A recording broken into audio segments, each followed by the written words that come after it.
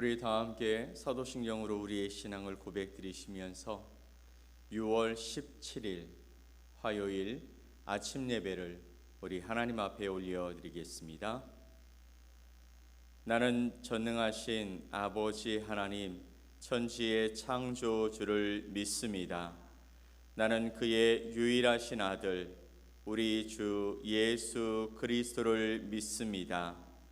그는 성령으로 잉태되어 동정녀 마리아에게서 나시고 본디오 빌라도에게 고난을 받아 십자가에 못 박혀 죽으시고 장사된 지 사흘 만에 죽은 자 가운데서 다시 살아나셨으며 하늘에 오르시어 전능하신 아버지 하나님 우편에 앉아 계시다가 거기로부터 살아있는 자와 죽은 자를 심판하러 오십니다.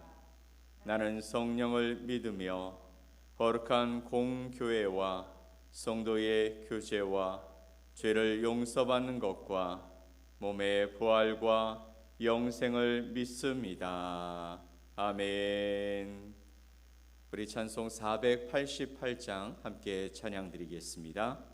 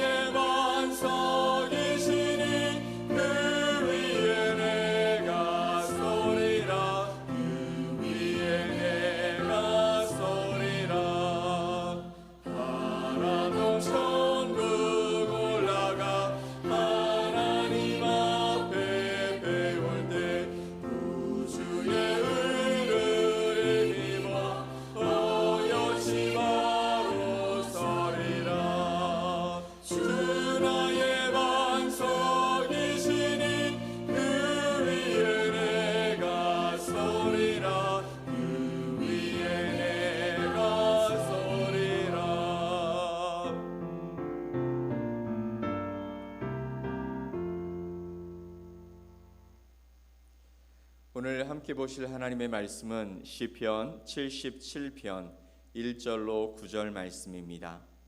시편 77편 1절에서 9절 말씀을 우리 한 목소리로 함께 말씀을 보겠습니다. 내가 내 음성으로 하나님께 부르짖으리니 내 음성으로 하나님께 부르짖으면 내게 귀를 기울이시리로다. 나의 환난 날에 내가 주를 찾았으며 밤에는 내 손을 들고 거두지 아니하였나니 내 영혼이 위로 받기를 거절하였도다. 내가 하나님을 기억하고 불안하여 근심하니 내 심령이 상하도다. 셀라. 주께서 내가 눈을 붙이지 못하게 하시니 내가 괴로워 말할 수 없나이다. 내가 옛날 곧 지나간 세월을 생각하여 싸우며 밤에 부른 노래를 내가 기억하여 내 심령으로 내가 내 마음으로 간구하기를 주께서 영원히 버리실까? 다시는 은혜를 베풀지 아니하실까? 그의 인자하심은 영원히 끝났는가? 그의 약속하심도 영구히 패하였는가? 하나님이 그가 베푸실 은혜를 잊으셨는가? 노하심으로 그가 베푸실 긍휼을 그치셨는가 하였나이다. 셀라. 아멘. 오늘 77편 1절로 9절 말씀을 통해 은혜는 당연하지 않습니다 라는 제목으로 여러분과 하나님의 말씀을 나누겠습니다. 오늘 읽은 시편 77편은 인생의 어두운 밤에 하나님을 찾는 성도의 깊은 고뇌와 간구를 담고 있습니다. 시편 기자는 극심한 환난 속에서 위로받기를 거절하고 오직 하나님께만 부르짖고 있습니다. 그는 주님께서 자신을 영원히 버리시고 은혜를 베풀지 않으시며 인자와 약속도 영구히 폐하실까 봐 염려하면서 기도하고 있습니다. 1절로 3절 말씀을 다시 한번 보겠습니다. 내가 내 음성으로 하나님께 부르짖으리니 내 음성으로 하나님께 부르짖으면 내게 귀를 기울이시리로다. 나의 환난 날에 내가 주를 찾았으며 밤에는 내 손을 들고 거두지 아니하였나니 내 영혼이 위로받기를 거절하였도다. 내가 하나님을 기억하고 불안하여 근심하니 내 심령이 상하도다. 셀라. 시편 기자는 환난 날에 하나님을 찾았습니다. 그는 밤새도록 손을 들고 부르짖으며 하나님의 구원을 간구했습니다. 응답이 없는 상황 속에서도 그는 포기하지 않고 하나님께 자신의 모든 괴로움을 토로했습니다. 어떤 위로도 도움이 되지 않을 만큼 깊은 고난 속에서도 그는 사람을 의지하는 대신 하나님께 매달립니다.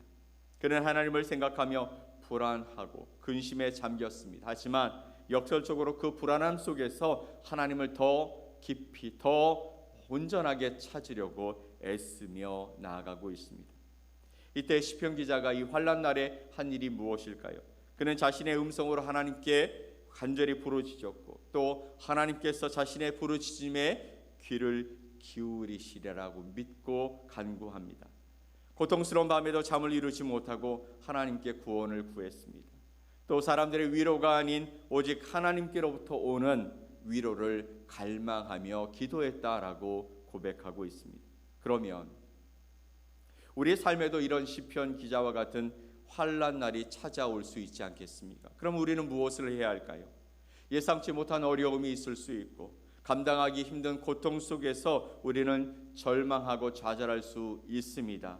그때 우리가 해야 할 일은 바로 시편 기자처럼 적극적으로 하나님께 나아가 부르짖는 것이죠.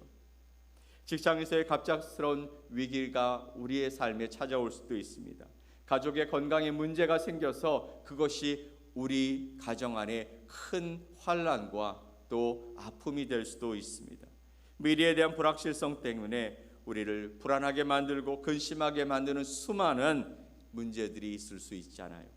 이때 우리는 그 문제에 파묻혀서 혼자 힘들어하기보다 하나님께 나아가 나의 환난 날에 내가 주를 찾았나이다라고 고백하며 기도하는 것이 필요한 것이죠.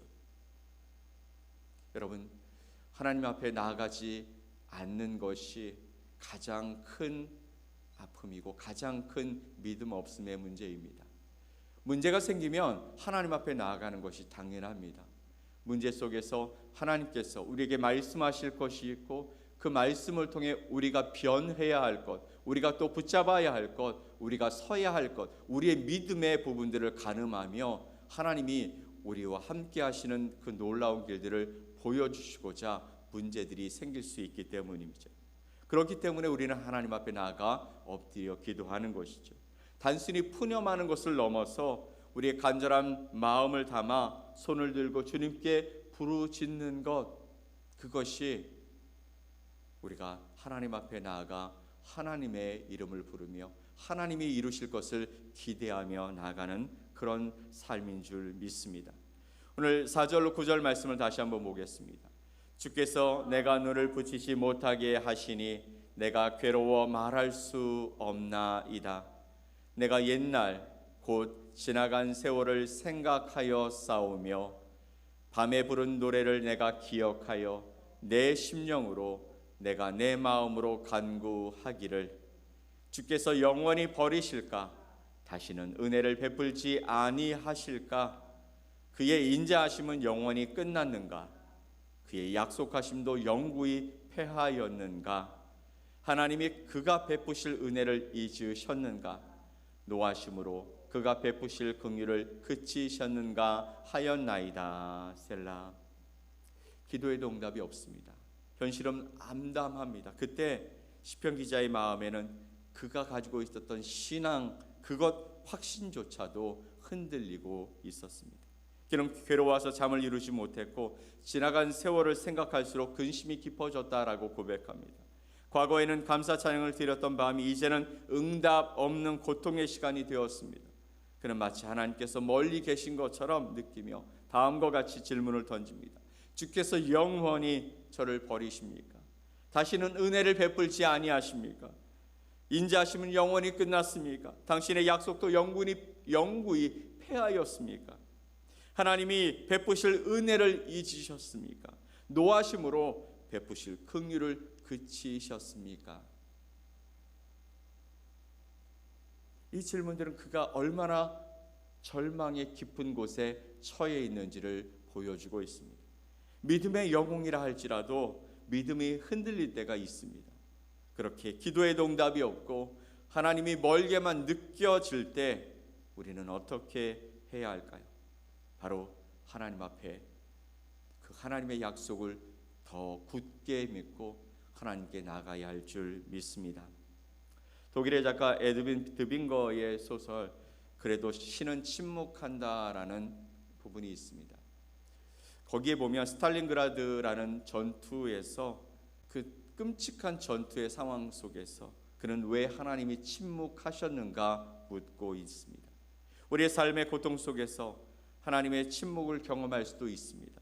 하지만 그 침묵 이면에는 더 깊은 뜻이 있다라는 것을 우리는 기억해야 합니다. 십자가 사건에서 예수님께서 어찌하여 나를 버리셨습니까? 외쳤을 때 하나님은 침묵하셨습니다. 하지만 그 침묵은 인류를 구원할 더 큰 하나님의 사랑의 표현이었던 것이죠. 또 마태복음 15장에서 가나안 여인은 예수님께 거절과 같은 메시지, 거절과 같은 말씀을 듣습니다. 그런데 그때 그는 이렇게 고백합니다. 주님, 당신이 옳습니다. 이 말은 주님이 옳으시다고 인정합니다. 저를 도와주시는 것은 당연하지 않을 수 있습니다. 저는 아무런 권리가 없습니다. 라고 고백하는 것과 같습니다.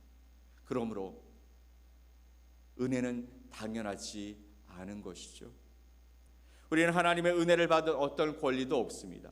또 그분의 은혜는 전적으로 그분의 주권과 그분의 사랑에 기인하는 것이죠. 우리는 종종 하나님이 우리에게 은혜 베푸시는 것이 당연하게 여겨지거나 또 우리가 원하는 대로 응답하시지 않으면 불평하고 그로 말미암아 절망하고 좌절합니다. 마치 은혜를 당연히 받아야 할 청구서처럼 여기며 하나님 앞에, 예수님 앞에 그냥 던지는 것이죠. 나에게 이런 것쯤은 해주신 게 당연하지 않습니까? 이런 문제는 하나님, 당신이 온 우주를 움직여서라도 하나님의 백성에게 이런 이득이 있다라는 것을 세상 사람들에게 보여줌으로 말미암아 전도의 문도 열리고 하나님께로 나오는 사람들이 더 많아져야 하는 것 아닙니까? 너무나 당연하게 은혜를 요구하고 있는 것은 아닙니까? 그러나 시편 기자의 고백과 가나안 여인의 믿음을 통해 우리는 이 진리를 다시 한번 깨닫는 것입니다. 은혜는 당연한 것이 아니다라는 것이죠. 가나안 여인의 고백처럼 주여 당신의 말씀이 옳습니다. 그렇게 고백하며 하나님의 주권을 인정해야 하는 것이죠. 우리의 빈손과 간절한 마음을 또 이 겸손을 하나님 앞에 내려놓을 때 하나님은 우리에게 가장 필요한 것, 또 우리에게 가장 좋은 길을 허락해 주시는 것이죠. 때로는 그 응답이 늦어질 수도 있습니다. 그리고 우리가 원하는 방식으로 그 응답이 오지 않을 수도 있습니다. 그럴지라도 하나님의 뜻과 계획하심은 항상 선하다라는 것을 우리가 고백할 수 있어야 한다라는 것이죠. 우리는 하나님께 무엇을 요구할 수 있는 위치에 있는 사람들이 아니잖아요. 오직 그분의 자비와 은혜를 구할 뿐인 것이죠. 당신이 옳습니다. 그런데 저에겐 당신을 향한 이 마음과 이 소망이 너무나 간절합니다. 하나님이 세상에 자신의 살아계심을 증거하고 사람들을 이끄는 방식은 우리의 생각과 다를 수 있다는 사실을 고백하면서도 여전히 그분 앞에 나가서 우리는 그분의 은혜를 구하는 하나님의 사람들로 살아가야 할 줄 믿습니다. 믿음이 흔들리고 또 모든 확신이 사라지는 순간에도 우리는 하나님의 변치 않는 인자와 또 영원한 약속을 굳게 붙들고 하나님 앞에 서야 할 줄 믿습니다. 하나님은 결코 우리를 버리지 아니하시며 그의 인자와 긍휼은 영원하기 때문인 것이죠. 우리의 감정이나 상황이 아닌 하나님의 말씀 위에 우리의 믿음을 세워야 하는 것입니다. 과거에 베푸셨던 하나님의 놀라운 일들을 기억하면서 그분이 지금 그리고 이제부터 시작되어지는 나의 삶의 모든 부분 속에서 함께 하실 것을 확신하며 그렇게 하나님의 은혜를 구하며 살아가는 것이 저와 여러분이 해야 할 일인 줄 믿습니다.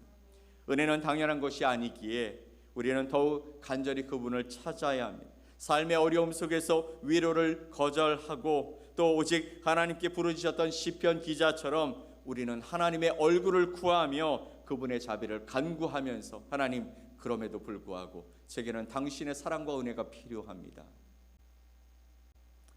사랑하는 여러분, 우리가 살아가면서 때로는 이해할 수 없는 고통과 또 하나님의 침묵을 경험할 때가 있지 않습니까?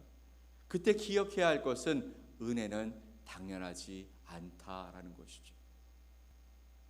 이것을 기억할 때 하나님께서 당신의 주권을 따라 행하고 계신다라는 사실을 인정할 수 있는 것입니다. 우리는 종종 하나님께 은혜를 받아야 할 권리가 있는 것처럼 착각합니다. 그렇지만 하나님의 은혜는 우리의 부르짖음에 달려있는 것이 아니라 우리 아버지 하나님의 변치 않는 약속에 의해 주어지는 선물임을 기억하시기 바랍니다. 오늘 우리는 은혜가 결코 당연하지 않다라는 것을 다시 한번 생각했으면 좋겠습니다. 그런데도 불구하고 하나님은 마치 그 은혜가 우리에게 당연한 것처럼 허락해 주시는 분이시기도 하십니다.